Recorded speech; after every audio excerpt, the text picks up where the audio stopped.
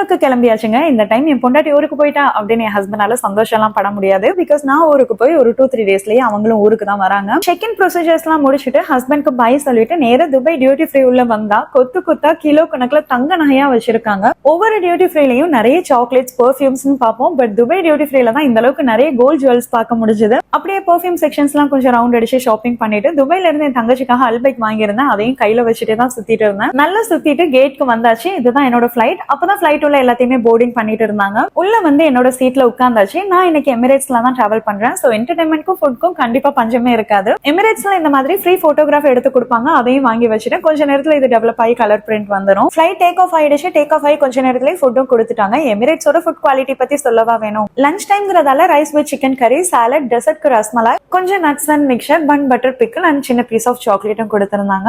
Motor rice எனக்கு அவ்வளவா பிடிக்காது. சோ இருந்த பன் பட்டர் அண்ட் இந்த ரஸ்மலாய் எல்லாமே சாப்பிட்டேன். ஆஸ் யூஷுவல் ஃபுட்டோட குவாலிட்டி ரொம்பவே சூப்பரா இருந்தது. அப்படியே கோசியா பிளாங்கெட்டோட ஒரு மூவி போட்டு பார்த்துட்டு இருந்தேன். காஃபி வந்து கொடுத்தாங்க. அதையும் குடிச்சிட்டு எப்படியோ டைம் பாஸ் பண்ணி லேண்டிங்கான டைம் வந்துடுச்சு. அல்ஹம்துலில்லாஹ் சென்னை ஏர்போர்ட் நல்லபடியா ரீச் பண்ணியாச்சு. ஊருக்கு வந்து சந்தோஷம் இருக்கு. அது வார்த்தையால சொல்லவே முடியாதுங்க. வெளியே என்னோட ஃபேமிலி வெயிட் பண்ணிட்டு இருக்காங்க. நான் தூரத்துல இருந்து வரத பார்த்ததுமே என் தங்கச்சி பசங்க 2 பேரும் ஓடி வந்து கட்டி பிடிச்சிக்கிட்டாங்க. அதோட ஃபீல் என்னால வார்த்தையால சொல்லவே முடியல. அவ்வளவுதான். இனி கொஞ்சம் இந்தியா vlogs எல்லாமே பார்க்கலாம். இந்த வீடியோ லைக் அண்ட் ஷேர் பண்ணிட்டு மறக்காம நம்ம பேஜையும் ஃபாலோ பண்ணிக்கோங்க.